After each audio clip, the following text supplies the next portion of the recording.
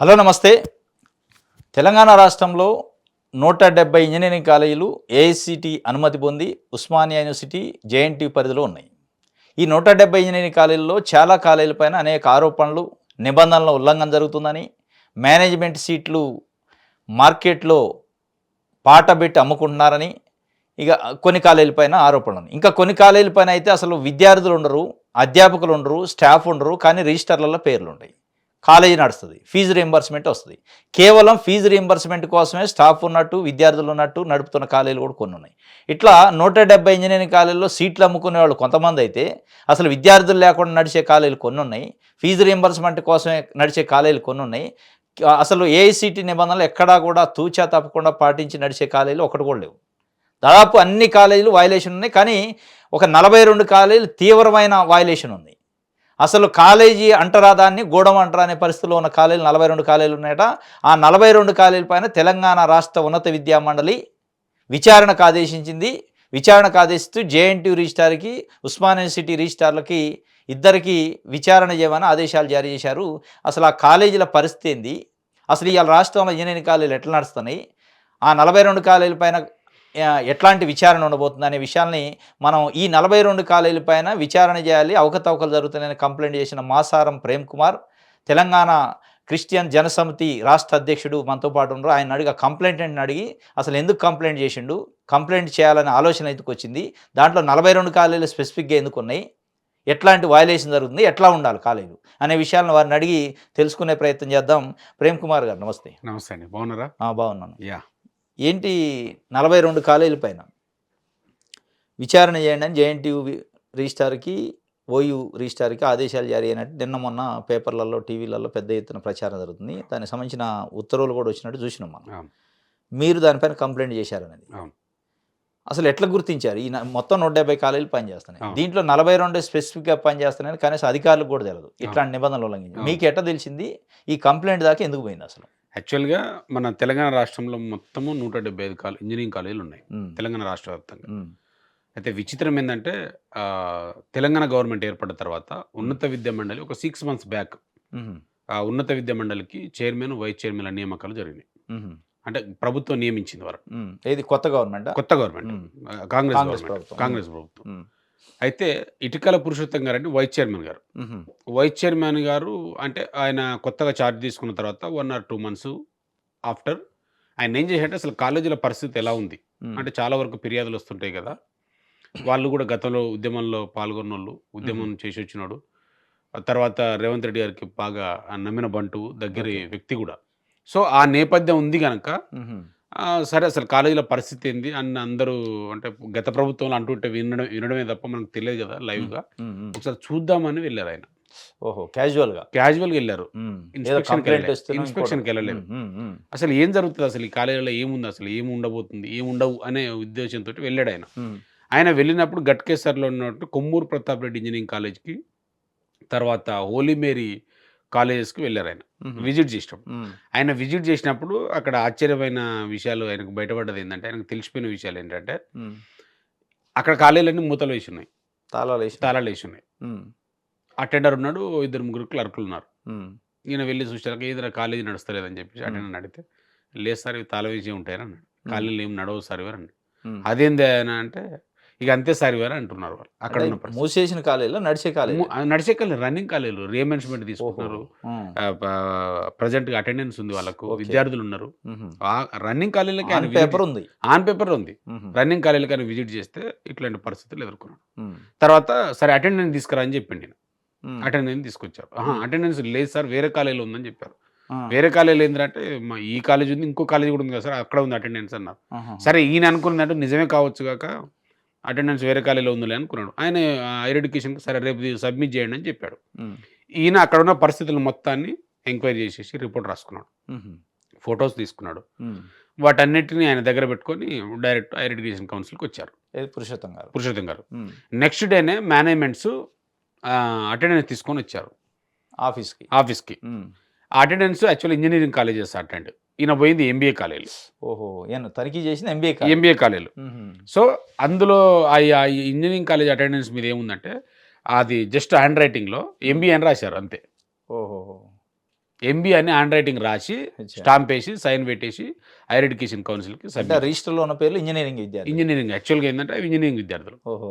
గమ్మత్ ఏంటంటే excellent report వాళ్ళ మీద క్రిమినల్ కేసులు పెట్టి వాళ్ళని జైలుకి పంపడానికి ఒక proof evidence with in the గవర్నమెంట్లో ఉన్నటువంటి వైస్ చైర్మన్ రిపోర్ట్ రాసుకొచ్చింది స్వయంగా. చీటింగ్ చేశారు. ఎస్, చీటింగ్ చేశారని చెప్పి రిపోర్టే ఉంది వాళ్ళ దగ్గర.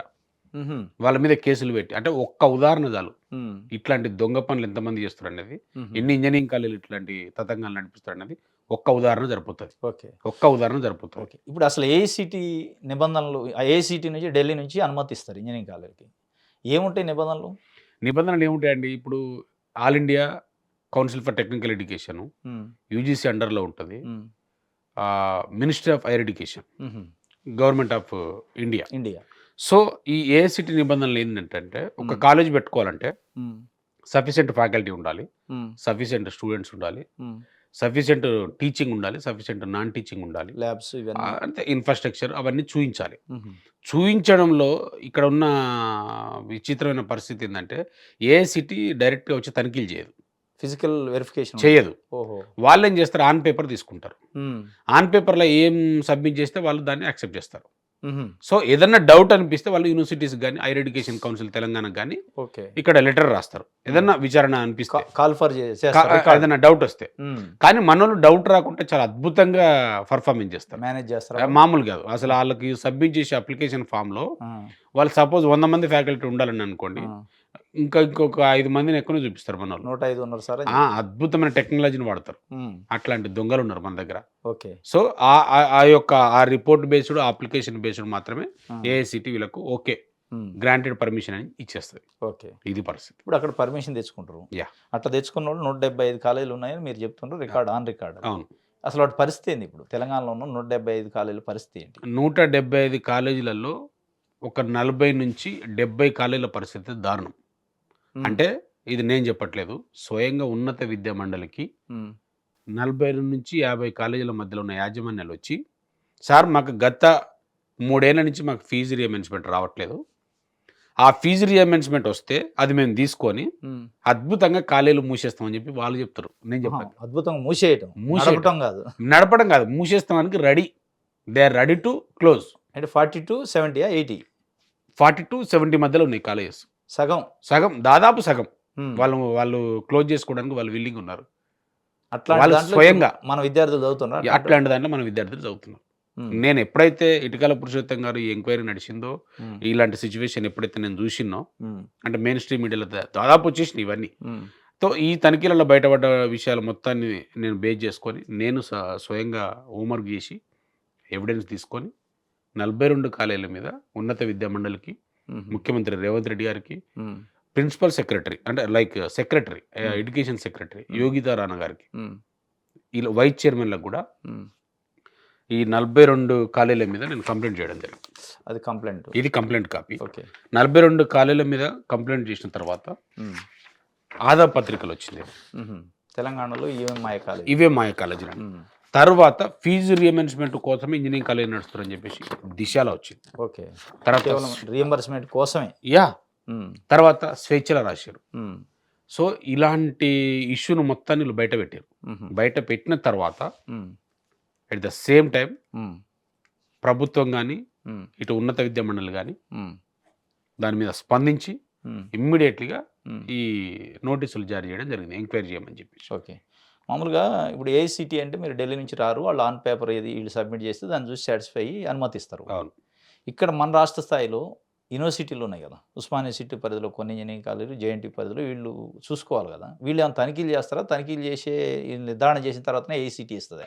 అయితే జేఎన్టీ పరిధిలో ఉన్నటువంటి ఇంజనీరింగ్ కాలేజీలు కానీ, ఉస్మానియా యూనివర్సిటీ పరిధిలో ఉన్నటువంటి ఇంజనీరింగ్ కాలేజ్ కానీ, అంటే ఎవరి అఫిలియేషన్ అండర్లో ఉన్న కాలేజెస్ ఉంటాయో ఆ యూనివర్సిటీ అధికారులు ఆ యూనివర్సిటీస్కి రాటిఫికేషన్ కానీ, అఫిలియేషన్ కానీ సర్టిఫై చేయడానికి వెళ్తారు.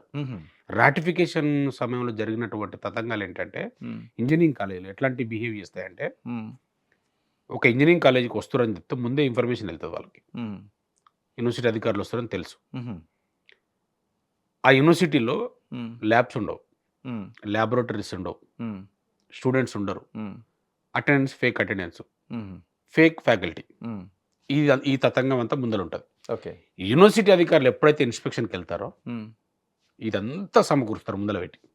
ఫిజికల్ కనపడతారు. రెంటెడ్‌కి తీసుకొచ్చేస్తారు మొత్తం అధ్యాపకులనందరిని. Cinema setting. రెంటెడ్‌కి తీసుకొచ్చి సినిమా సెట్టింగ్ చూపిస్తారు. ఒక గంట సేపు ప్రోగ్రామ్. అదేలే. ఆ ప్రోగ్రామ్‌లో వీళ్ళు మార్కులేసుకొని పోతారు. ఓకే. ఆ మార్కులేసే దాంట్లో అంటే నేను చెప్పట్లేదు ఇది. ఆ మార్కులేసే దాంట్లో దొరికినోళ్ళు జేఎన్‌టీయూల అధికారులు కూడా ఉన్నారు. వాళ్ళకి తెలిసి కూడా మార్కులు. యెస్. దొరికిర్రు. ఈళ్ళు తీసుకుర్రు, ప్యాకెట్లు తీసుకుర్రు, భోజనాలు చేసిర్రు, బిర్యానీ తిన్నారు అన్న సంగతి కూడా మన పేపర్‌లో కూడా రాసిర్రు. జేఎన్టీ అధికారులు ఉన్నారా? జేఎన్‌టీయూ అధికారులు కూడా ఉన్నారు. దొరికితే ఏం చేశారు? అంటే ఇలాంటి సమయంలో ఏం చేయలే. ఇలాంటి సమయంలో మేనేజ్మెంట్స్ కూడా ఏం చేయరు. వాళ్ళు ఇన్స్‌పెక్షన్‌కి వస్తున్నప్పుడు కంప్యూటర్ ఆపరేటర్స్ ఏవైతే కంప్యూటర్స్ ఉంటాయో ఓకే. ఈ కంప్యూటర్స్ అన్నీ సికింద్రాబాద్ సెంటర్‌లో అద్దెకు తీసుకొని వస్తారు. తీసుకొచ్చి కాలేజీలో సిస్టమ్స్ కూడా అద్దేనా? సిస్టమ్స్ కూడా అద్దెనే. సిస్టమ్స్ కూడా అద్దె ఉంటాయి. ల్యాబొరేటరీస్ కూడా అన్ని అద్దెకు తీసుకొస్తారు. Faculty rented. సికింద్రాబాద్‌లో చాలా బిగ్ గిరాకీ ఉంటదండి. ఆ టైంలో ఫుల్ గిరాకీ ఉంటది. ఒక కాలేజ్ నుంచి ఒక కాలేజ్‌కి, ఒక కాలేజ్‌కి నుంచి షిఫ్ట్ అవుతుంటాయి అవి. IA systems. మీరు గమనిస్తే అధికారులు ఇయాల వెళ్ళిన కాలేజ్‌కి ఒక 1 డే గ్యాప్ ఇచ్చి నెక్స్ట్ డే వెళ్తే ఆడ కంప్యూటర్స్ ఉండవు. ఓహోహో! అందరికీ తెలిసి ఆకస్మికంగా తనిఖీ చేస్తే ఉండదు. అసలు కంప్యూటర్లే ఉండవు. ఎందుకంటే అవి అద్దెకి తీసుకొచ్చినాయి కదా! 1 డే మళ్ళీ రెంట్‌కి చెల్లించాలి కదా! ఇమ్మీడియేట్‌లీ తీసుకెళ్తారు. ఓకే. అట్లాంటి అంటే అధికారులు వెళ్తారు, ఇన్స్‌పెక్షన్ చేస్తారు, రాటిఫికేషన్ చేస్తారు. ఆడ ఉన్న ఆన్ పేపర్ చూసుకొని రాసుకొని వస్తారు. వాళ్ళకి తెలుసు యాక్చువల్‌గా ప్రాక్టికల్ ఏందనేది తెలుసు వాళ్ళకి. కానీ బాధ్యత లేనటువంటి అధికారులు ఉన్నప్పుడు, లంచాలు తీసుకున్న అధికారులు ఉన్నప్పుడు ఏం చేస్తాం మనం? అంటే మీకే తెలుస్తున్నప్పుడు ఇంత డెప్త్‌గా యెస్. విచారణ పోయే అధికారులకి ఇవన్నీ తెలవా? అదే అంటున్నా. అందరికి తెలుసు ఇది. తెలిసినా కూడా ఎవ్వడు కూడా ఏ రోజు కూడా రిపోర్ట్ రాసి ఐడెంటిఫికేషన్ గాని, ప్రభుత్వానికి గాని రాయలే. ఇలాంటి పరిస్థితులు ఉన్నాయని చెప్పేసి. ఓకే. ఇప్పుడు వైస్ చైర్మన్‌కే ఏంటి అంత ఇంట్రెస్ట్? ఎందుకంటే ఆయన ఉద్యమ నేపథ్యం నుంచి వచ్చింది కనుక ఆయనకు ఆ ఇంట్రెస్ట్ వచ్చింది, కొత్త ఇంట్రెస్ట్. నాకు తెలిసి ఇప్పుడు నేను 10 ఏళ్ల నుంచి చూస్తున్నాను కదా! నేను 10 ఏళ్ల నుంచి చూస్తున్నా. ఏ వైస్ చైర్మన్ కూడా, ఏ చైర్మన్ కూడా విజిట్ చేసిన దాఖలాలు లేవు. కాలేజీ పోలే, ఇంతవరకు పోలే. ఫస్ట్ టైం ఆయన పోయేసరికి మేనేజ్మెంట్స్ మొత్తం కింద మీద అయిపోయినాయి. వైస్ చైర్మన్ ఎందుకు వచ్చిండు? వస్తే యూనివర్సిటీస్ రావాలి కదా, యూనివర్సిటీ అధికారులు రావాలి కదా ఇన్స్‌పెక్షన్‌కి. మా దగ్గర ఈయన ఎందుకు వచ్చిండు? మా దగ్గర పాకెట్లు తీసుకున్నాడు. ప్యాకెట్ తీసుకోవాలి కదా, డైరెక్ట్ ఇంత దూరం వచ్చిండు సారు. ఇది పెద్ద అవాక్ అయిపోయింది, పెద్ద చర్చ నడిచింది. మెయిన్ స్ట్రీమ్ మీడియాలో మొత్తం రాశారు. వైస్ చైర్మన్ ఎందుకు అంటే రావద్దా, దానికి లీగల్ అసలు ఈయన ఎందుకు వచ్చిండు అని చెప్పేసి ఇంకా కోర్టు కూడా వాళ్ళు అంటే దాన్ని ఏమంటారు లీగల్ ఒపీనియన్ తీసుకున్నారు. వైస్ చైర్మన్ ఎట్లా వస్తాడు రావచ్చా అని. అంటే నాకు తెలిసి వైస్ చైర్మన్ కాదు, ఒకవేళ రేవంత్ రెడ్డి గారు పోయినా కూడా వీళ్ళు కోర్టుకు పోతారే అయినట్టు వస్తాడు. రేవంత్ రెడ్డి హోదాలో అంటే సీఎం హోదాలో ఈయనట్లు వస్తాడు. అంటే గవర్నమెంట్ నే కమాండ్ చేయాలనే ప్రయత్నం అది జరిగింది. ఇది అంటే నేను చెప్పుడు కాదు. ఈనాడులో మెయిన్ పత్రిక రాశారు కదా, బ్యానర్ ఐటమ్ వచ్చింది. ఫీజులు అసలు ఘోరం. అసలు అంటే ఈయన ఎందుకు వచ్చిండు అనే దాని మీద మేనేజ్మెంట్ పెద్ద గగ్గోలు పెట్టినాయి. అంటే ఆయన రావద్దు. ఇంకా గమ్మత్ ఏంటంటే వైస్ చైర్మన్ ఏమో ఆ కొమ్మూరు ప్రతాప్ రెడ్డి ఇంజనీరింగ్ కాలేజీకి ఏమో విజిట్కి వెళ్తాడు. విజిట్కి వెళ్ళి రిపోర్ట్ రాసుకొస్తాడు, ఇలా గందరగోళమైన పరిస్థితి ఉందని. నెక్స్ట్ ఆయన 1 మంత్ తర్వాత చైర్మన్ గారేమో దానికి చీఫ్ గెస్ట్కి వెళ్తాడు. ప్రోగ్రామ్ ఏదో జరిగితే తర్వాత నెక్స్ట్ డేనే మేనేజ్మెంట్స్ అందరితోటి మీటింగ్ పెడతాడు ఈయన. చైర్మన్ గారు ఏం ఇండికేషన్ ఇస్తారు? ఎలాంటి ఇండికేషన్స్ ఇస్తారు? అంటే పనిచేసేటోడి చేతులు కట్టేస్తున్నారు. మరి అంతే కదా. ఇప్పుడు రిపోర్ట్ ఆయన తీసుకొచ్చి దాదాపు 3-4 నెలలు అయింది కదా, ఆయన ఇట్లాంటి పరిస్థితులు ఉన్నాయని చెప్పి. వైస్ చైర్మన్ గారు టేబుల్ మీద ఉంది, వైస్ చైర్మన్ టేబుల్ మీద ఉంది. ఏం యాక్షన్ తీసుకున్నారు ఇప్పటివరకు? ఎలాంటి యాక్షన్ తీసుకోరు, ఇంతవరకు తీసుకోలే కదా. మీరే కదా, నేను వెళ్ళలే కదా ఎంక్వైరీకి, మీరు వెళ్ళిందే కదా. మీ వైస్ చైర్మన్ గారు రాసుకొచ్చిన రిపోర్టే కదా. దాని మీద ఏం చర్యలు తీసుకున్నారు చైర్మన్ గారు చెప్పమని చెప్పండి. ఇంత దారుణంగా, ఇంత సఖ్యత లేదు. చైర్మన్ సపోర్ట్ కూడా ఉందా ఈ అవకతవకలకు? చెప్పలేము. అంటే మనము అంటే చూడకుండా ఆరోపణలు చేయలేము కానీ డౌట్లు వస్తాయి కామన్. రిపోర్ట్ నీ చేతుల్లో ఉంది, నీ వైస్ చైర్మనే, నీ బాడీనే కదా, నీ విత్ ఇన్ ద గవర్నమెంటే కదా. రిపోర్ట్ రాసుకొచ్చి నీ ముందర ఉంది, నువ్వేం చేస్తున్నావు చెప్పు? ఇంతవరకు యాక్షన్ తీసుకోవాలి ఎందుకు? నీ యాక్షన్ ఇప్పుడు నువ్వు వైస్ చైర్మన్ తీసుకొచ్చిన రిపోర్ట్ మీదనే నువ్వు ఇంతవరకు యాక్షన్ తీసుకోవాలంటే విద్యార్థి సంఘాలు కొట్లాడిన రిపోర్ట్ మీద నువ్వు యాక్షన్ తీసుకుంటావు నమ్మొచ్చా? పట్టించుకోరు. ఇది పరిస్థితి. అసలు ఏముంటుంది ఇంజనీరింగ్ కాలేజీలో ఫ్యాకల్టీ ఉంటారు, స్టాఫ్ ఎట్లాంటి అర్హతలు ఉండాలి అధ్యాపకులకి? అధ్యాపకులు అండి అంటే మీరు నిబంధనలు ఉల్లంఘన అంటున్నారు కదా, అధ్యాపకుల విషయంలో కూడా అయిందా? అసలు ఏముండాలా నిబంధనలు? అంటే ఫ్యాకల్టీ ఎలాంటి ఫ్యాకల్టీ ఉండాలంటే క్వాలిఫైడ్ టీచర్స్ ఉండాలి, క్వాలిఫైడ్ ఫ్యాకల్టీ ఉండాలి, మినిమం పిహెచ్డి చేసిన వాళ్ళు ఉండాలి. సపోజ్ మీకు ఫర్ ఎగ్జాంపుల్ 20 మంది ఫ్యాకల్టీకి ఒక ప్రొఫెసర్ ఉండాలి. అంటే మినిమం ఒక ఫ్యాకల్టీ ఎవరో ఒకరు ఉండాలి. అంటే ఒక 100 మంది తీసుకుందాం, 100 మంది తీసుకుంటే 5 మంది ఫ్యాకల్టీ ఉండాలి. ఒక 1000 మంది తీసుకుంటే 50 మంది ఫ్యాకల్టీ ఉండాలి. ఏది 1000 మంది విద్యార్థులు 1000 మంది విద్యార్థులు ఉంటే 50 మంది 50 మంది ఫ్యాకల్టీ ఉండాలి. మినిమం. ఒక రూల్ అది. ప్రొఫెసర్ ఉండాలి, అసోసియేట్స్ ఉండాలి, అసిస్టెంట్ ప్రొఫెసర్స్ ఉండాలి. ఓకే. సో ఇవి ఏఐసిటి నామ్స్ నేను చెప్పేది. సో 1000 మంది విద్యార్థులు ఒక ఇంజనీరింగ్ కాలేజ్, ఫర్ ఎగ్జాంపుల్ ఏదో ఒక ఇంజనీరింగ్ కాలేజ్ తీసుకోండి. 1000 మంది విద్యార్థులు ఉన్నప్పుడు 50 మంది ఫ్యాకల్టీ ఉండాలి. ఓకేనా? మరి 1000 మంది ఫస్ట్ ఇయర్కే ఉంటారు, second year, third year, fourth year okay. Change అవుతుంటారు కదా. 4000 ఉంటారు. 4000 మంది, 4000 మందికి ఎంతమంది ఫ్యాకల్టీ ఉండాలి? 200 మంది ఉండాలి. అవును, మినిమం 200. మినిమం 200 ఉండాలి. మన కాలేజీల పరిస్థితి ఏంటంటే, మీరు అన్నారు కదా ఇప్పుడు అధ్యాపకులు వెళ్ళాలంటే అధ్యాపకులు అని, దాదాపు 50 మంది దాటితే ఎక్కువ. ఏది 4000 మందికి. నిజమా ఇది? యా, నేనేం చెప్పేది, హైయర్ ఎడ్యుకేషన్ చైర్మన్ గారికి తెలుసు, మొత్తం ఆ విద్యా మండలికే తెలుసు. ప్రేమ్ కుమార్ సపరేట్గా ఆరోపణ చేయాల్సిన అవసరం లేదు. 50 మంది 4000 మందికి పాఠాలు చెప్పి 4000 మందికి న్యాయం చేసి వాళ్ళకి స్కిల్ నేర్పించి అద్భుతాన్ని సృష్టించి వాళ్ళు ఆర్టిఫిషియల్ ఇంటెలిజెన్స్ సృష్టిస్తారు మన విద్యార్థులను. ఇలాంటి కాలేజీలు ఎందుకు తెలుసా అండి, వీళ్ళు ఎందుకు ఫ్యాకల్టీ పెట్టుకోరంటే, క్వాలిఫైడ్ ఫ్యాకల్టీ ఉంటే, ఒకవేళ ఒకవేళ పిహెచ్డి లేదంటే డాక్టరేట్ అయిన ప్రొఫెసర్ని పెట్టుకోవాలంటే వాడికి శాలరీ ఇవ్వాలి. ఓహో. ఎందుకంటే ఆ ఫ్యాకల్టీ 1,50,000 నుంచి 2,00,000 అడుగుతాడు. అంతేందుకు మనం ఇచ్చాలి? బీటెక్, ఎంటెక్ అయిపోయిన వాళ్ళతో చదువులు చెప్పిస్తే వాళ్ళకి 20,000, 30,000 ఇచ్చేసి క్లోజ్ చేయొచ్చు. కానీ దుర్మార్గం ఏంటంటే, మేనేజ్మెంట్స్ ఫీజు రీమెన్స్మెంట్ కోసం అప్లై చేసుకుంటారు, ఫీజులు పెంచమని అప్లై చేసుకుంటారు, ఏఐసిటికి రిపోర్ట్ పంపిస్తారు. అప్పుడు ఏం చెప్తారు వీళ్ళు, ఒక ప్రొఫెసర్కి మేము 2,00,000 శాలరీ ఇస్తున్నాం అని చెప్తారు. రికార్డు చూపిస్తారు. అసిస్టెంట్ ప్రొఫెసర్లకి, అసోసియేట్ ప్రొఫెసర్లకి 80,000, 90,000 ఇస్తున్నాం అని చెప్తారు. తర్వాత అసిస్టెంట్ ప్రొఫెసర్లకి దాదాపు 70 దాకా ఇస్తున్నామని చెప్తారు. అంటే వీళ్ళు ఆన్ రికార్డ్ ఏమో అట్లా రాసి పెడతారు, రిపోర్ట్స్లో మాత్రం అద్భుతంగా మేము శాలరీస్ ఇస్తున్నాం, నెలకి ఇస్తున్నాం అని చూపించుకుంటారు. ఇది అధికారికమైన దోపిడీ. అధికారికమైన దోపిడీ ఆన్ పేపర్ అండి. ఇప్పుడు ఫీజులు ఇయర్ చేంజ్ అవుతా ఉంటే ఎవ్రీ ఇయర్ నువ్వు చేంజ్ చేసుకుంటారు, పెంచుకుంటారు కదా. వీళ్ళు ఇచ్చే రిపోర్ట్ నేను ఒకటే డిమాండ్ చేస్తున్నా, గత 3 ఏళ్ల నుంచి నిజంగా మీ దగ్గర ఎంతమంది ఫ్యాకల్టీ ఎవరు, వాళ్ళ పాన్ కార్డ్స్, వాళ్ళ ఆధార్ కార్డ్స్, వాళ్ళ బ్యాంక్ అకౌంట్ తీసుకొని మీరు హైయర్ ఎడ్యుకేషన్ కాడ సబ్మిట్ చేయండి. మీరు సబ్మిట్ చేసిన తర్వాత హైయర్ ఎడ్యుకేషన్ కౌన్సిల్ ఎంక్వైరీ చేయమని చెప్పండి. నిజంగా వాళ్ళకి శాలరీలు పడ్డాయా, నిజంగా ప్రొఫెసర్లకి 2,00,000 ఇచ్చిర్రా, అసలు వాళ్ళు ఎక్కడ నిజంగా అసోసియేట్లకి 70,000 ఇచ్చిర్రా, అసిస్టెంట్ ప్రొఫెసర్లకు 40,000 నుంచి 50,000 ఇచ్చిర్రా, నిజంగా ఇచ్చిర్రా, ఈజీగా బయటపడతాయి. ఏ ఒక్కడికి పెద్ద ఎంక్వైరీ కూడా ఏం అవసరం లేదు. పెద్ద దొంగ దందా అది. ఎవరికి శాలరీలు ఇయ్యరు, క్వాలిఫైడ్ టీచర్నే పెట్టుకోరు. అసలు వాళ్ళకి డాక్టరేట్లు, పిహెచ్డీలు చేసినట్టే అసహ్యం. వీడికి ఏడిస్తాం మనం, ఇన్ని పైసలు వీళ్ళకే పెడతాం. నార్మల్గా ఎవడో ఒకటి అడ్డ మీద కూలిలాగా ఉంటారు, దొరుకుతారు. ఎంటెక్, బీటెక్ తీసుకొచ్చి పెట్టేసి వాళ్ళతోటి నడిపించచ్చు. అదే కేవలం అంటే నేను అనేది అన్ని కాలేజీలు కూడా అంటలేను. నేను ఏదైతే పర్టికులర్ కాలేజ్ పెట్టినో ఆ పర్టికులర్ కాలేజెస్లో నిర్దిష్టమైన ఆరోపణలు ఉన్నాయి, నిర్దిష్టమైన ఎవిడెన్స్ ఉన్నాయి. కేవలం సంత నడిపినట్టు లాభం కోసమే, ఏం లేదు. ఇంకా మీకు గమ్మత్ ఏంటంటే, ఒక ప్రముఖ ఎమ్మెల్యే ప్రజెంట్ గవర్నమెంట్లో ఆయన కాలేజ్, ఇంజనీరింగ్ కాలేజ్ ఉంది ఒకటి గట్కేసర్ దగ్గర. సారీ, గట్కేసర్ కాదు, మన అది రామోజీ ఫిల్మ్ సిటీ దగ్గర ఉంది. రూలింగ్ పార్టీ ఇప్పుడు రూలింగ్ పార్టీ. ఆయన 30 తారీఖు నాడు శాలరీ వేస్తాడు, ఎందుకంటే రికార్డు చూపించుకోవాలి కదా. ఓహో. వీళ్ళు చాలా మంది, ఆయన ఒక్కడే కాదు, చాలా కాలేజీలు ఉన్నాయి, ఇంకా దొంగ కాలేజీలు. 30 తారీఖు నాడు 2,00,000 వేస్తారు. వానికి ఇచ్చే శాలరీ ఎంత, 2,00,000 అనేమో రిపోర్ట్ చూపించుకుంటాడు ఆన్ పేపర్లో, బ్యాంక్ అకౌంట్ ఇవన్నీ చూపించుకొని, మళ్ళీ ఇమ్మీడియట్లీ ఫస్ట్కు వానికి రిటర్న్ చేయాలి.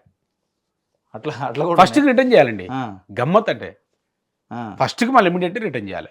అంటే ఉద్యోగి 80,000 నీకు ఒకవేళ suppose for example associate professor ఉన్నాడు, ఆయనకు ఒక 80,000, 90,000 శాలరీ ఇస్తున్నాను, శాలరీ ఇస్తారు, రూల్ ప్రకారం ఇస్తారు, శాలరీ ఇచ్చేస్తాడు, తీసుకుంటారు.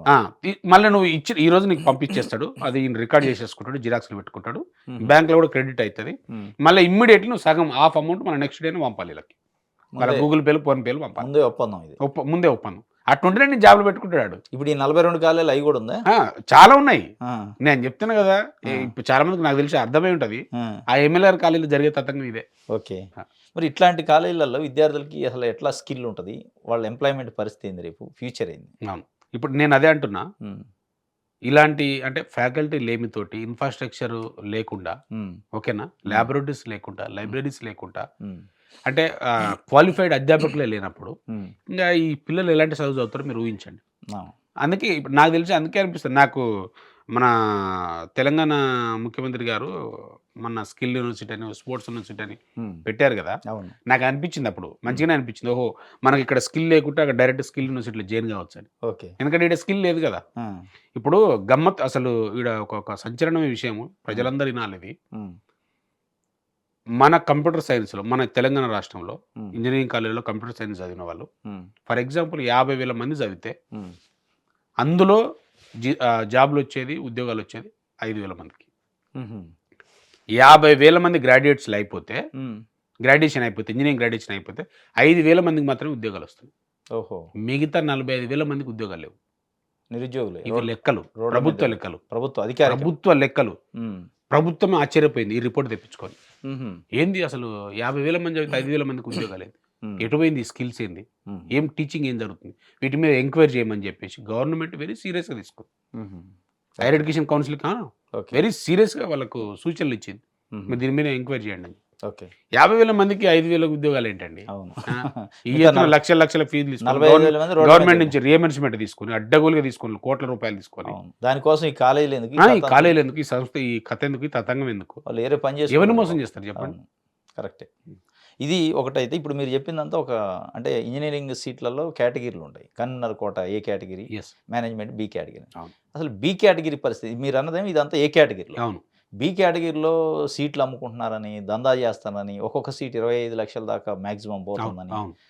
దీని పరిస్థితి ప్రతి సంవత్సరం ఆ జూను ఆ కౌన్సిలింగ్ టైంలో విద్యార్థి సంఘాలు కొంతమంది స్టేట్మెంట్లు ఇస్తారు, అవును. ఇది బంద్ చేయాల దందా అని. అది అవును. బంధు కాదు, ఇది అందరికి తెలుస్తుంది, చూస్తున్నారు, అమ్ముకుంటున్నారు. అవును. ఏంటి దీని పరిస్థితి B category seat? B category అంటే ఏ కేటగిరీలో ఏంటంటే కన్వీనర్ కోట, అవును. అంటే గవర్నమెంట్ ఫిల్ చేస్తుంది, ఉమ్, అంటే కౌన్సిలింగ్ త్రూ ర్యాంకింగ్ త్రూ ఇచ్చేస్తుంది. వాళ్ళు ఉమ్, ర్యాంక్ను బట్టి కౌన్సిలింగ్లో వాళ్ళకి డైరెక్ట్ గవర్నమెంట్ అలాట్ చేస్తారు. కన్నున్నర. గవర్నమెంట్ అలాట్ చేసిన వాళ్ళకు ఎలాంటి ఇబ్బంది ఉండదు, ఉమ్, ఎందుకంటే గవర్నమెంటే వాళ్ళ ఫీజును భరిస్తుంది. ఉమ్, ఎంత ఫీజు ఉన్నా కాలేజీని, ఉమ్, అంటే కాలేజీ ఫీజు ఎంత ఉంటే ఆ ఫీజు మొత్తాన్ని కూడా గవర్నమెంట్ భరిస్తుంది. ఉమ్, కానీ బి కేటగిరీలో ఏంటంటే ఉమ్, బి కేటగిరీలో కౌన్సిలింగ్ పాటించకుండా, ఉమ్, నిబంధనలు పాటించకుండా, ఉమ్, ర్యాంకింగ్ సిస్టమ్ని ఫాలో కాకుండా, ఉమ్, దాంట్లో కూడా ఎంసెట్ ర్యాంక్ కానీ, జేఈ కానీ, మెయిన్స్ కానీ ఆ ర్యాంక్ సిస్టమ్ని కూడా ఫాలో కావాలి. దానికి కూడా ఇంటర్మీడియట్ యొక్క స్కోర్ను కూడా ఫాలో కావాలి. ఉమ్, స్కోర్ను ఫాలో కాకుండా ఉమ్, దాన్ని బ్లాక్లో పెట్టేసి ఉమ్, కౌన్సిలింగ్ త్రూ నడపకుండా Hmm. ఇష్టానురీతిగా ఉమ్, అడ్డగులు. ఇప్పుడు మీరు అనుకుంటారు 25 లక్షలని లాస్ట్ టైం దిశలో రాశారు, ఇది మెయిన్ బ్యానర్ ఐటెంలో రాశారు, మన ఈనాడులో కూడా రాశారు. ఈనాడులో కూడా రాశారు. ఉమ్, అసలు గమ్మత్ ఏంటంటే సివిఆర్ ఇంజనీరింగ్ కాలేజ్ ఉంది ఉమ్, ఇబ్రాహీంపట్నం దగ్గర. ఉమ్, మొన్న పేరెంట్స్ ఒక ఆయన చెప్తున్నాడు, వాళ్ళ పిల్లగానికి ఏదో ఇంజనీరింగ్ కాలేజీలో మెకానికల్ సంథింగ్ ఏదో సీట్ తీసుకోవడానికి వెళ్తే సెల్ ఫోన్స్ అన్ని పక్కన పెట్టించి, ఉమ్, వాళ్ళ తండ్రిది సెల్ ఫోన్ అని పక్కన పెట్టి, పిల్లలంతా పక్కన పెట్టించి రూమ్లోకి రమ్మని చెప్పి ఉమ్, ఒక చిన్న పేపర్ ఇచ్చి ఉమ్, దాని మీద 5,000 అని రాశారట. ఉమ్, 5,000 ఉమ్. 5,000 ఏంటి అంటే 5 lakhs. ఓహో, కోడ్ అది. 10,000 రాస్తే 10 10 lakhs, lakhs. అది డొనేషన్. ఓహో. అది బ్యాలెన్స్ కూడా అంతే రాస్తాడు. ఆహా. సపోజ్ 10 లక్షలు డొనేషన్ ఉంది, 10,000 5 లక్షలు డొనేషన్ ఇచ్చాడు అనుకోండి, ఆ. ఇంకా 5 లక్షలు డ్యూ ఉంటే డ్యూ 5,000 అని రాస్తారు. ఓహో. ఎవరికి అర్థం కాదు, ఆ, ఏ ఇంటెలిజెంట్ కూడా అర్థం కాదు. ఆ. అదే నాకు విచిత్రం ఏంటంటే ఎందుకు ఇట్లాంటి, ఇప్పుడు బి కేటగిరీ వీళ్ళకి బాధ్యత లేదా, ఓకే. జడ్జిమెంట్స్ లేవా, సుప్రీంకోర్టు జడ్జిమెంట్స్ ఉన్నాయి, హైకోర్టు జడ్జిమెంట్స్ ఉన్నాయి, ఎందుకు మీరు ఇంత బాధ్యత రహితంగా ఉంటారు? ఇప్పుడు ఇప్పుడు ఎడ్యుకేషన్ సిస్టమ్ అనేది నాన్ ప్రాఫిటబుల్ ఆర్గనైజేషన్, ఇట్లా డొనేషన్లు వసూలు చేయకూడదా? వసూలు చేయకూడదు. అందరికి వాళ్ళకి తెలియదా, చిన్న బొబ్బెమ్మల వాళ్ళు ఏమన్నా, ఉమ్. అందరికీ తెలుసు దొంగలకు. ఇప్పుడు మనకి ఏ కేటగిరీ సీట్లు అంతా ఆన్లైన్ పెట్టి వెబ్ కౌన్సిలింగ్ చేస్తాం, అవును. మరి బి కేటగిరీ కూడా చేసి అట్లా చేసి. నేను అదే అంటున్నా, గవర్నమెంట్ యాక్చువల్గా ఈసారి చాలా పకడ్బందీగా ప్లాన్ చేస్తుందని అనుకున్నా, బట్ అది ఇప్పుడు అయ్యేటట్టు లేదు. బి కేటగిరీ కూడా ఆన్లైన్ చేసేసి కౌన్సిలింగ్ త్రూ నిర్వహించాలనేది పెద్ద ఎత్తున నిర్ణయం తీసుకున్నారు. దందా అంతా బంద్. కానీ ఈ మేధావులు ఉన్నారు కదా, అచ్చా, మేనేజ్మెంట్స్, మేనేజ్డ్. ఎందుకంటే అంతా వాళ్ళు manage చేస్తారు. విత్ ఇన్ ద గవర్నమెంట్లు ఉన్నారు, ఓహో. మాజీ మినిస్టర్లు చేసిన వాళ్ళు ఉన్నారు, మినిస్టర్లు ఉన్నారు, ఎమ్మెల్యేలు ఉన్నారు, ఎంపీలు ఉన్నారు. మరి బి కేటగిరీ అనేది వీళ్ళ బతుకుదేరు, దానికోసం ఉమ్. వాళ్ళకి అసలే బో దొరకదు. ఆ. ఆ బో దొరకాలంటే పాపం దీని మీద బతాం సార్ అని చెప్పేసి ప్రెజర్ చేస్తారు. ఓకే. ప్రెజర్ చేసి బి కేటగిరీ నాకు తెలిసి ఇది అమ్ముకునే పరిస్థితే ఉంటుంది. అంతేనా? బి కేటగిరీ నాకు తెలిసి ఎవడేం గౌరవించడు, డైరెక్ట్ అడ్డగోలు ఎవరు, మార్కెటే. మార్కెటే, డైరెక్ట్ మార్కెట్ అది. ఉమ్. ఉమ్. అంటే ప్రభుత్వానికి కూడా కమిట్మెంట్ లేదు మీరు చెప్పేదాన్ని బట్టి. లేదు అంటే ఉన్నా కూడా చేయనియాలి, మేనేజ్ చేస్తారు. చేయనియాలగలగాలి. ఎందుకంటే మేనేజ్మెంట్స్ చాలా ఘోరమైన మేనేజ్మెంట్స్ ఉన్నాయి. వాళ్ళంతా ఇన్ఫ్లుయెన్స్ చేయగలుగుతారు, వెరీ పవర్ఫుల్. డబ్బులు కోట్లలో అంటే వేల కోట్ల రూపాయలు ఉన్నాయి. సో సిస్టాన్ని నడిపేది వాళ్ళు. ఈ సిస్టాన్ని బీ కేటగిరీ వాళ్ళ చేతులు వాళ్ళ తలకాయలు వాళ్ళు ఎందుకు నరుక్కుంటారని నేను అనుకుంటున్నా. బట్ మనం వెయిట్ చేయాలి. ఇప్పుడు మీరు అన్నట్టు విద్యార్థి సంఘాలు కొట్లాడుతున్నాను. విద్యార్థి సంఘాలు ఎవ్రీ ఇయర్ పోతారు. అంటే నేనేమో అంటే వాళ్ళ మీద ఏదో ఆరోపణలు చేయాలని కాదు, Statementలు ఇస్తారు అని నాకు కూడా నా ఫ్రెండ్స్ కూడా చాలా మంది ఉన్నారు విద్యార్థి సంఘాలు ఆల్రెడీ స్టార్ట్ చేశారు. వెళ్తారు అక్కడికి వెళ్ళి ఎవ్రీ ఇయర్ వెళ్తారు. ఎవ్రీ ఇయర్ వెళ్ళి వాళ్ళు సెటిల్ చేసుకున్న వాళ్ళు ఉన్నారు. అదేలే. 1,00,000 నుంచి 20,000 నుంచి స్టార్ట్ అవుతుంది. 2 లక్షలు 3 లక్షలు 5 లక్షలు దాకా పోతుంది. వాళ్ళ చేతిలో పెట్టేసి పంపించిన సంఘాలు చాలా మంది ఉన్నారు. నా ఫ్రెండ్స్ కూడా ఉన్నారు. ఎందుకంటే తెచ్చుకుంది వాళ్ళే కనుక చెప్పింది వాళ్ళే. ఓకే. నేను విన్నా కాబట్టి చెప్తున్నా స్వయంగా. ఓకే.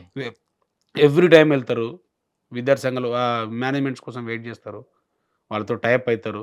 ఎట్లా తెచ్చుకోవాలో వాళ్ళకి తెలుసు, ఏ గేట్లు దుంకాలో వాళ్ళకి తెలుసు. దాన్ని చేయాల్సింది చేసి వసూలు చేసుకొని తీసుకొని చెప్తారు. ఓకే.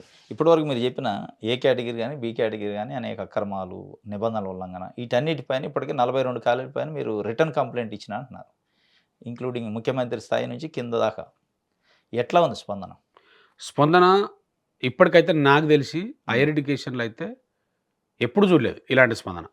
అంటే వెరీ ఇనిషియేట్గా వెరీ స్పీడ్గా రెస్పాండ్ అయ్యి యాక్చువల్గా మనం పెట్టిన కంప్లైంట్ ఏంటంటే ఇది మనం పెట్టిన కంప్లైంట్లో మెయిన్ ఏంటంటే ఏ మంత్లో అది?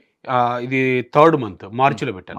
17వ తారీఖు నాడు మార్చి నెలలో పెట్టాను. ఇది illegal collection of donations, fake attendance of records, fraudulent project submissions, miss use of fee reimbursement scheme. ఇది మెయిన్ గా పెట్టాను. దీంట్లో ఫీ రియంబర్స్మెంట్ అనేది చాలా అన్యాయం జరుగుతుంది. ఈ దొంగలకు ఇట్లాంటి వాళ్ళకు ఫీ రియంబర్స్మెంట్ ఇవ్వద్దు, ప్రభుత్వాన్ని కూడా ఆలోచించి డెసిషన్ తీసుకోవాలని చెప్పేసి నేను 3 నెలలు ఇచ్చినప్పుడు ఇమ్మీడియట్లీ తెలంగాణ గవర్నమెంట్ కానీ హైయర్ ఎడ్యుకేషన్ కౌన్సిల్ కానీ రెస్పాండ్ అయింది. ఎప్పుడు అది? సీఎం ఆఫీస్ కూడా రెస్పాండ్ అయింది. 22 తారీఖు నాడు రీసెంట్ మొన్న ఒక 2 days అయింది అంతే. అంటే ఇది ఈ ఆదేశాలు జారీ చేసింది ఎంక్వైరీకి. ఇది ఎంక్వైరీ చేసి 42 కాలేజీల మీద ఎంక్వైరీ చేయమని చెప్పి జేఎన్టీ రిజిస్ట్రార్కి, ఉస్మానియా రిజిస్ట్రార్కి ఎంక్వైరీ చేయమని చెప్పి లెటర్ రాస్తూ 1 week లో రిపోర్ట్ మీ కంప్లైంట్ బేస్ చేస్తా. అందుకే ఇప్పుడు మా సంస్థ పేరు కూడా ఉంది ఇక్కడ, నా పేరు మీద వెళ్ళింది. ఈ లెటర్ నాకు కోడ్ చేస్తూ పెట్టారు. అండ్ దాంతో పాటు 42 కాలేజీల లిస్ట్ కూడా పెట్టారు వాళ్ళకి, ఎవరు రిజిస్ట్రార్లకి లిస్ట్ కూడా పెట్టేశారు. ఎంక్లోజ్ చేసి 1 week లో రిపోర్ట్ తీసుకురమ్మని చెప్పారు. 1 week లో రిపోర్ట్ సబ్మిట్ చేయాలని చెప్పి వెరీ సీరియస్ గా ఇప్పటికైతే స్పందించింది. ఏం జరుగుతుందని చూడాలి. నా డిమాండ్ కూడా ఏంటంటే అదే, ఇప్పుడు ఎట్లాగైతే ఎంత స్పీడ్గా అయితే మీరు స్పందించారో అట్ ద సేమ్ టైం అదే స్పీడ్లో ఎంక్వైరీ చేసి ఫేక్ ఏదైతే కాలేజెస్ ఉన్నాయో ఆ ఫేక్ కాలేజీలు మొత్తాన్ని క్లోజ్ చేయండి. ఓకే. వీటి మీద ప్రాపర్గా నేను పర్టికులర్ ఏ పాయింట్ అయితే పెట్టానో ఆ పాయింట్స్ మీదనే మీరు విచారణ చేపట్టి 100% యాక్షన్ తీసుకోండి. అటు ప్రభుత్వానికి న్యాయం జరుగుతుంది, విద్యార్థులకు తల్లిదండ్రులకు న్యాయం జరుగుతుంది. ఇప్పుడు జేఎన్టీకి, ఓయూకి, రిజిస్ట్రార్లకి నోటీస్ ఇచ్చారు. అవును. అంటే ఎంక్వైరీ చేయండి, 42 కాలేజీలు ఎంక్లోజ్ చేస్తూ పెట్టారు. అవును. మరి ఈ ఎంక్వైరీ రొటీన్గా ప్రతి ఇయర్ జరుగుద్ది అంటున్నారు మీరు. దానికి అవును సినిమా సెట్టింగ్ అవును ఆ టైప్ జరిగే అవకాశం ఉంది. దీంట్లో తేడా ఉంటుంది అంటే 100%. ఎందుకంటే గతంలో మీరు మన న్యూస్ ఛానల్లో వచ్చింది అది ఎంబీఏ కాలేజీల మీద. అవును. ఎంబీఏ కాలేజీల మీద ఎంక్వైరీ నడిచినప్పుడు నేనేమో ఎంబీఏ కాలేజీల మీద గతంలో రాటిఫికేషన్, ఇన్స్పెక్షన్ అప్పుడు చాలా అవకతవకలు జరిగినాయి, అన్యాయం జరిగింది. సేమ్ టీమును పంపించొద్దు, వాళ్ళని చేంజ్ చేయండి లేదంటే సస్పెండ్ చేయమని చెప్పేసి మనం ఉస్మానియా యూనివర్సిటీ వైస్ ఛాన్సలర్ గారికి కూడా మనం కంప్లైంట్ చేయడం జరిగింది. చెప్పినాం కూడా అసలు వాట్ ఈజ్ వాట్ అని కూడా. గమ్మత్ ఏంటంటే అదే టీం మళ్ళీ ఈ ఇయర్ కూడా ఉంది. ఓహో. ఎందుకుందా అసలు, అంటే ఆయన యాక్షన్ తీసుకోవట్లేదా, వీసీ గారు తీసుకుంటారా అనేది మనకు తెలియదు. ఇంకేం జరుగుతుంది. అదే టీము మళ్ళీ ఉంది. అదే టీము మళ్ళీ ఉండడం వల్ల మేనేజ్మెంట్స్కి అందరికి అడ్వాంటేజ్ కదా. మనకి ఏం జరగలే, అంత అద్భుతంగా ఉంది, మళ్ళీ మన సారే వస్తున్నాడు, సార్ యొక్క సజెషన్ సూచనలు మనం పాటిస్తాం కదా, మనకు తెలుసు కదా ఎట్లా ఫాలో కావాలనేది వాళ్ళకి క్లియర్ ఉంది. ఇప్పుడు మీరు అన్నట్టు ఉస్మానియా యూనివర్సిటీ జేఎన్టీ రిజిస్టర్ అధికారులు కూడా వీళ్ళు మళ్ళీ ఇన్స్పెక్షన్కి వెళ్ళినా కూడా వీళ్ళకున్న పరిచయాలతోటి, వీళ్ళకున్న మంచి సత్సంబంధాలతోటి సేమ్ ఇదే రిపీట్ కాదని గ్యారంటీ ఏం లేదు. 100% రిపీట్ అవుతుంది. కానీ నేనేమంటున్నా, ఈ అధికారులకు పవర్స్ కాకుండా ఉన్నత విద్యా మండలిని కూడా ఇంక్లూడ్ చేయండి. ఇంక్లూడ్ చేసి ఉన్నత విద్యా మండలి నుంచి కూడా సెక్రటరీ స్థాయిలో కానీ, వైస్ చైర్మన్ స్థాయిలో కానీ ఒకరు కమిటీలో ఉండాలి, అట్లీస్ట్ మానిటరింగ్ చేయడానికి. వాళ్ళకు యాక్చువల్ ఏంటంటే ఉన్నత విద్యా మండలికి పవర్స్ లేవు. ఓకే. ఎంక్వైరీ చేయడానికి, ఓహో! విజిట్ చేయడానికి, ఇన్స్పెక్షన్ చేయడానికి. హ్మ్. వాళ్ళ మీద ఎలాంటి అజమాయిషీ లేదు. హ్మ్. ఏమైనా ఫీజులు ఏమేమి ఉన్నాయి, ఫీజు రిమెంబర్స్మెంట్ పెంచడమా, తగ్గియడమా, హ్మ్. ఫీజులు పెంచడమా లేదా, ఇది కాదు. యాక్చువల్గా ఏంటంటే హోల్ ఎడ్యుకేషన్ సిస్టమ్ పైన, హుహు. అన్ని యూనివర్సిటీల పైన, ఉన్నత విద్యా మండలికి ఈళ్ళు పవర్స్ ఏదైనా ఉండాలి. ఆఫీస్‌లో కూర్చొని ఆఫీస్‌లో ఎగ్జిక్యూషన్ కూర్చొని చేయడమే. చాయ్ నీళ్లు తాగుకుంటా కూర్చొని ఏం అంతేగాని జరుగుతుందో చూసుకుంటా కూర్చోవడమే. చర్యలు తీసుకునే చర్యలు తీసుకునే పవర్ అధికారం లేదు. లేదు. హుహుహు. చర్యలు తీసుకోవాలంటే మళ్ళీ వీళ్ళు డిపెండ్ కావాల్సింది ఉస్మానియా యూనివర్సిటీ లేదంటే జేఎన్‌టీయూ రిజిస్ట్రారో, ఓకే. మళ్ళీ యూనివర్సిటీల మీద ఆధారపడాలి. హుహుహు. అంటే ఈ ఈ ఈ యాక్ట్ మార్చాలి. ఈ ఓకే. యాక్ట్ మార్చి హ్మ్. వాళ్ళకు కూడా ఫుల్ పవర్స్ ఇవ్వాలి. హుహు. ఫుల్ పవర్స్ ఇచ్చి, అంటే ప్రభుత్వం ఫుల్ పవర్స్ ఇచ్చి, హ్మ్. ఎందుకంటే అండి యూనివర్సిటీ స్థాయిలో కూడా కొంతమంది అవినీతి అధికారులు చాలామంది ఉన్నారు. హుహు. సో అట్లాంటప్పుడు నేనేమంటున్నా, ఇప్పుడు ఇటికల పురుషోత్తం గారు ఉన్నారు. ఈయన హ్మ్. ఇన్స్పెక్షన్ చేశారు. ఎవరు ఎళ్ళలే ఇంతవరకు. హ్మ్. అందుకే ఇంత హాట్ టాపిక్ అయింది అది. అవునవును. అందుకే ఇంత చర్చ అంటే నడుస్తుంది. వాళ్ళకి అధికారాలు ఎంపవర్ చేయాలంటున్నారు. ఎంపవర్ చేయాలి. హుహు. 100% ఎంపవర్ చేయాలి. హుహు. వాళ్ళకు అంటే ఆ పవర్స్, అథారిటీస్ వాళ్ళకి ఇస్తే, హ్మ్. హ్మ్. ఎప్పుడైనా సడన్ ఇన్స్పెక్షన్ చేసిరనుకోండి, ఓకే. న్యాయం జరుగుతది. ఓకే. యూనివర్సిటీ అధికారుల మీద చర్యలు తీసుకోవచ్చు, సస్పెండ్ చేయొచ్చు. ఓకే. ఇప్పుడు మీరు చెప్పండి, ఫీజు రీయింబర్స్‌మెంట్ కోసం ఎవరైతే సబ్మిషన్ చేసిర్రో, ఎవరు కాలేజెస్, ఆ కాలేజెస్ మొత్తాన్ని ఆ రిపోర్ట్ తెప్పించుకోమని చెప్పండి హైయర్ ఎడ్యుకేషన్ కౌన్సిల్. హుహు. వాళ్ళ పైన అజమాయిషీ ఇయ్యమని చెప్పండి. మొత్తం బయటపడతారు దొంగలు. ఓకే. ఇది. చివరగా ఇందాక మీరు మాట్లాడుతూ కొమ్మూరు ప్రతాపరెడ్డి కాలేజీకి ఇటికల పురుషోత్తం వైస్ చైర్మన్ ఉన్నతాధ్యాయంలో వెళ్ళిండు తనిఖీకి. ఆయన ఒక రిపోర్టు ఆడ చీటింగ్ జరిగింది టేబుల్ మేము పెట్టుకుండు. ఎట్ ద సేమ్ టైం 1 మంత్‌కే గెస్ట్‌గా చైర్మన్ పోయిండు. అవును. ఏంది వాళ్ళిద్దరి మధ్యలో అసలు సఖ్యత ఉందా? నడుస్తుందా మంచిగా అంటే ఉన్నతాధ్యాయులు? అంటే నేను కూడా న్యూస్‌లో వచ్చిన దాన్ని బట్టి చెప్తున్నా. హ్మ్. న్యూస్‌లల్లా, ఎన్‌టీవీలో, టీవీ నైన్‌లో కూడా చాలా వరకు వచ్చిందా? మీడియాలో వచ్చింది. అంటే ఎలక్ట్రానిక్ ఇప్పుడు మీడియాలో ఆయన వచ్చింది. తనిఖీకి పోయింది కనపడుతుంది యెస్, రికార్డ్. అందరికి తెలుసు అది. ఆయన గెస్ట్‌గా పోయింది కూడా రాష్ట్రం కనపడింది. మొత్తం తెలుసు. గెస్ట్‌గా అన్ని పోయింది కూడా యూనివర్సిటీలకు తెలుసు, అన్ని వైస్ ఛాన్సలర్‌కి తెలుసు, ఈ ప్రభుత్వానికి తెలుసు, అందరికి తెలుసు. హ్మ్. ఈయన వెళ్ళినప్పుడు తప్పుడు జరుగుతున్న సంగతి, తప్పుడు లెక్కలు మొత్తం బయటకు తీసుకొచ్చాడు. అవును. ఈయన దానికి మళ్ళా నెక్స్ట్ మంత్ ఈయన గెస్ట్‌గా. చీఫ్ గెస్ట్‌గా వెళ్ళడం అనేది చాలా ఆశ్చర్యకరం. హ్మ్. తర్వాత అదే నెక్స్ట్ డేనే మళ్ళా మేనేజ్మెంట్స్ మొత్తం వచ్చి చైర్మన్ కలవడం. హ్మ్. అంటే రకరకాలుగా ఆరోపణలకు దారితీస్తున్నాయి. ఏం అంటే ఏ జరుగుతుంది? నిర్ణయాలు అంటే ఎన్‌టీవీలో వచ్చిన ఒకటి న్యూస్ ఛానెల్‌లో వచ్చినటువంటి విషయాలేంటంటే, ఏ విషయాలున్నా కూడా చైర్మన్ గారు, వైస్ చైర్మన్ గారులకు ఇద్దరికి, అంటే వైస్ చైర్మన్ 1, 2 ఉంటారు. హుహు. సెక్రటరీ గాని, వైస్ చైర్మన్ ఇద్దరికి గాని, హ్మ్. అంటే ఏ విషయాలు కూడా ఆయనతో డిస్కస్ చేయట్లేదు. ఏవి ఓహో! షేర్ చేయట్లేదు. ఓకే. అసలు ఏం జరుగుతుందో చెప్పట్లేదు. ఆ! వీళ్ళేమైనా కాఫీ, టీలు తాగేసి ఇంట్లో పడుతుర్రనేది సమాచారం. ఓహోహో! అది పక్కా సమాచారం. అది కూడా మీడియాలో కూడా వచ్చింది. హ్మ్. అంటే మాకున్న ఇన్ఫర్మేషన్, మాకున్న ఆఫీసర్స్ కూడా కొంతమంది, అంటే మాకు ఇంటర్నల్‌గా చెప్పిన వాళ్ళు కూడా అదే. అంటే హ్మ్. ఈయన ఏ డెసిషన్ కూడా మాకేం చెప్పట్లేదు. ఎవరు? ఏ డెసిషన్ ఉన్నా చైర్మన్ గారు తీసుకుంటున్నారు. అంతేనా? వీళ్ళతోటి ఏం డిస్కస్ చేయట్లేదు మంచి చెడు విషయాలు. ఆ! అంటే మేము ఈ విషయాలపైన కూడా మేము అడిగినాం. ఆ! ఎందుకు స్పీడప్ అవుతదంటే, అంటే మీడియా వాళ్ళకి కూడా అందరికి చెప్తున్న విషయాలు ఈయనేందంటే, ఈయన అంటే రాజీనామా పత్రాన్ని లెటర్ రెడీ చేసి పెట్టుకున్నంట. ఎవరు? ఎవరు? మన చైర్మన్ గారు. అంతేనా? ఈ హెడేక్ నాకెందుకు, ఈ మేనేజ్మెంట్స్, ఈ తలకాయ నొప్పి, ఆ! ఈ తతంగం అంతా నాకెందుకు, నేను రాజీనామా చేసి వెళ్ళిపోవడానికి సిద్ధంగా ఉన్నా. ఆ! నేను పోయి మళ్ళా నర్సారి యూనివర్సిటీలో మళ్ళా పాఠాలు చెప్పుకుంటా ఓహో! అని చెప్పేసి ఈయన ఆయన మీడియా నల్సార్ వాళ్ళతోటి, యూనివర్సిటీయా? సన్నిహితులతోటి చెప్తుండనేది. నల్సార్ యూనివర్సిటీయా అది. సారు? హుహు. అందుకే అంటే నాకు తెలిసి ఈ డెసిషన్‌లో కొంచెం అంటే రేవంత్ రెడ్డి గారు చిన్న మిస్టేక్ అనిపించిందేమో అనిపించింది. హుహు. ఎందుకంటే హ్మ్. ఉన్నత విద్యా మండలి చైర్మన్‌ను ప్రపోజ్ చేసింది, అంటే ప్రమోట్ చేసింది వేరే వాళ్ళు. ఓహో! మహేంద్ర యూనివర్సిటీకి సంబంధించిన వాళ్ళు. ఓహోహోహో! అసలు యాక్చువల్లీ ఏందంటే తెలంగాణకు సంబంధించినట్టు, తెలంగాణ ఉద్యమంలో ఉన్నటువంటి వాళ్ళు, నిజంగా నిబద్ధత ఉన్నట్టు, నిజంగా కమిట్మెంట్ ఉన్నట్టు, నీ ఆదేశాలను పాటించే వాళ్ళని చైర్మన్‌గా పెట్టుంటే హుహు. అసలు నిజంగా ఎడ్యుకేషన్ సిస్టమ్ చాలా బాగుంటుండే. హుహు. ఎందుకంటే రేవంత్ రెడ్డి గారేమో ఆల్ ఐఏఎస్‌ల మీటింగ్‌లో కావచ్చు, హ్మ్. అధికారుల డిస్ట్రిక్ట్ కలెక్టర్ల మీటింగ్‌లో కావచ్చు, ఆయన పాపం ఆయనకు అంటే ఒక కమిట్మెంట్ ఉంది. హ్మ్. విద్యా వ్యవస్థను లాస్ట్ టైమ్ ఏదో దానికి ఏదో ఎందుకంటే చేయాలని. ఇప్పుడు మీరు చూడండి, హ్మ్. ఫీజు నియంత్రణ కమిషన్ తీసుకొచ్చారు. హ్మ్. ఆ కమిషన్ అనేది చాలా వర్క్ చేసింది. హుహు. ఎవరు? మన ఆకునూరి మురళి సార్ అవును. మురళి వాళ్ళ సార్. టీము చాలా వెరీ పర్ఫెక్ట్‌గా కమిట్మెంట్‌గా ప్రాపర్‌గా పనిచేసి రిపోర్ట్ తీసుకొచ్చి, ఆ రిపోర్ట్ కూడా గవర్నమెంట్‌కి సబ్మిట్ చేశాం. హుహు. చాలా అద్భుతంగా ఉంది అందులో. హ్మ్. ఎట్లా ఉండాలి ఎడ్యుకేషన్ సిస్టమ్? ఎంత ఫీజు ఉండాలి? హ్మ్. దాని మీద ఎవరు అజమాయిషి ఉండాలి? హ్మ్. ఎవరు కమిటీలో ఉండాలి? ఒకవేళ ఫీజు పెంచాలంటే ఎవరు ఉండాలనేది చాలా ప్రాపర్‌గా ఇచ్చారు. హ్మ్. అంటే నేనేమంటున్నా, రేవంత్ రెడ్డి గారేమో ఒక పక్క అంటే విద్యా వ్యవస్థను చాలా మార్చాలి. స్కిల్ యూనివర్సిటీ అని, స్పోర్ట్స్ యూనివర్సిటీస్ అని అద్భుతంగా సృష్టించాలని ఆయన అనుకుంటున్నాడు. హ్మ్. అధికారులు అధికారుల అధికారుల విషయాలు కూడా చాలా సార్లు ఆయన బాధపడ్డాడు. మీరు ఏసీ హాల్‌లు వదిలిపెట్టి, హ్మ్. మీరు ఏసీ గదులు మీ ఆఫీసులో వదిలిపెట్టి ఫీల్డ్లోకి వెళ్ళండి. ఫీల్డ్లోకి వెళ్ళండి ప్రజలు. ఫీల్డ్లోకి వెళ్ళి అసలు ఏం జరుగుతుందో చూడండి. ఉమ్, ఎడ్యుకేషన్ సిస్టమ్ అయినా సరే, ఉమ్, అది ఏదైనా కూడా ఏదైనా అవును. మీరు ఫీల్డ్లోకి వెళ్ళమంటే ఎవడు ఫీల్డ్లోకి వెళ్ళడు? ఉమ్, ఏసీ గదులు వదిలిపెట్టరు ఎవడు? ఓకే ఇప్పుడు నేను అంటున్నా హైయర్ ఎడ్యుకేషన్ చైర్మన్ ఉండు, ఏ కాలేజ్ విజిట్ చేశాడు ఇంతవరకైనా? ఓకే నేను కొడుతున్నారా? ఉమ్, ఏదైనా కాలేజ్ విజిట్ చేస్తే గవర్నమెంట్ ఏమైనా సస్పెండ్ చేస్తుందా? ఉమ్, విజిట్ చేయడానికి కూడా వీళ్ళకి ఇంట్రెస్ట్ లేదండి. ఓకే కలెక్టర్స్ కానీ, హైయర్ ఎడ్యుకేషన్ కానీ, వైస్ ఛాన్సలర్స్ కానీ, ఏ వైస్ ఛాన్సలర్ అని ఎవరైనా విజిట్ చేశారా? ఓకే ఎవరు విజిట్ చేయరు. ఉమ్, అందుకే విజిట్ చేసి నిజంగా ఆ కమిట్మెంటు ప్రభుత్వాన్ని అంటే ఎడ్యుకేషన్ సిస్టమ్ని బాగు చేయాలి, సిస్టమేటిక్గా ఉంచాలనుకున్న ఆ కమిట్మెంట్ ఉన్న వాళ్ళకి ఆడ చైర్మన్ పదవి ఇస్తే న్యాయం జరుగుతుండే. ఓకే అది చివరిగా ఇప్పుడు next EAMCET counselling Yeah. Schedule రాబోతుంది. అవును. ఇప్పుడు ఈ అవకతవకలు దీని మీద మీరు స్టడీ చేశారు, కంప్లైంట్ ఇచ్చారు. అవును. పేరెంట్స్కి విద్యార్థులకి Yeah. ఏం సందేశం ఇస్తారు కాలేజీలు సెలెక్ట్ చేసుకునేటప్పుడు? యా నేను అంటుంది ఏంటంటే ఉమ్, ఏదైతే టాప్ కాలేజెస్ ఉన్నాయో ఉమ్, 1-2 చెక్ చేసుకోండి.